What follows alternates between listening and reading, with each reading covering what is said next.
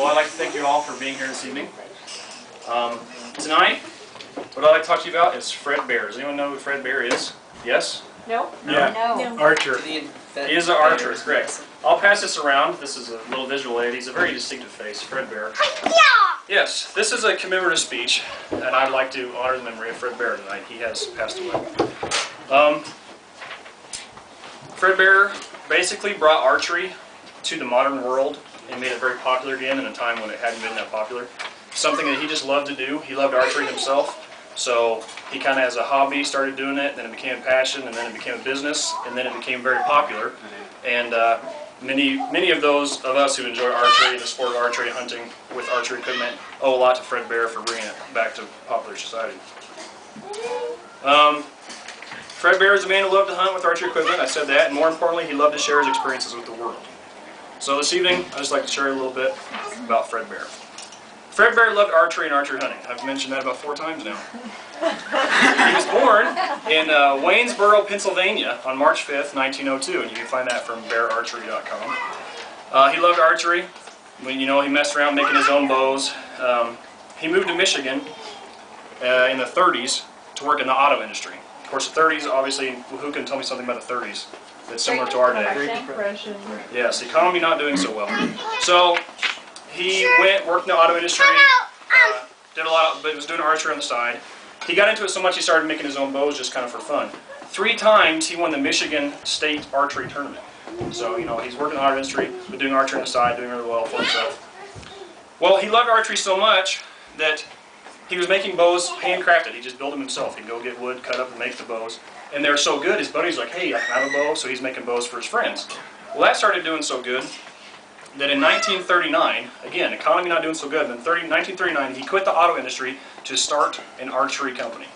So this is, the middle of the Depression, things aren't doing so good, but he starts this archery company, which archery wasn't even all that popular at the time. But the main issue was he loved it, and if other people were enjoying it, so he figured he'd share his love with the world. The thing that he took the principles of the auto industry and the mass production and assembly line things, and he adapted that to making bows. So he could make bows at an affordable price, so the working man like me could afford to buy a bow and go hunting with. Whereas most handcrafted bows were way out of the price range of blue-collar America. So that was one reason why it was so successful. And in fact, Bear Archery is still in production today. You can still buy Bear Archery products, bows, and accessories. He loved archery so much, Fred Bear did, that he brought it to the world through modern media. He figured out, in 1942, he made his first hunting film. So again, 42, not the... Nowadays, you can get on the internet and watch all kinds of cool hunting videos. If you want to know some sites, I'll share it with you later. But in that day and age, hunting on film wasn't a big deal. But Fred Bear figured, you know what, film is a media that people get into. I should bring hunting to film, and I can really expand things. So he did. He made that first film in 1942. After that, he made many television appearances, he wrote many magazine articles, and then made several films besides that first one.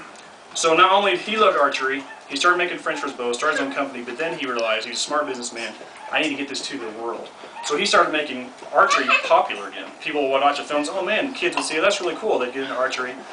And in fact, one thing I forgot to mention earlier is that he, I don't remember the year now, I think 1936, he got Michigan to start their first archery-only hunting season. A special season just for archery hunters, where there would be guys with guns running everywhere.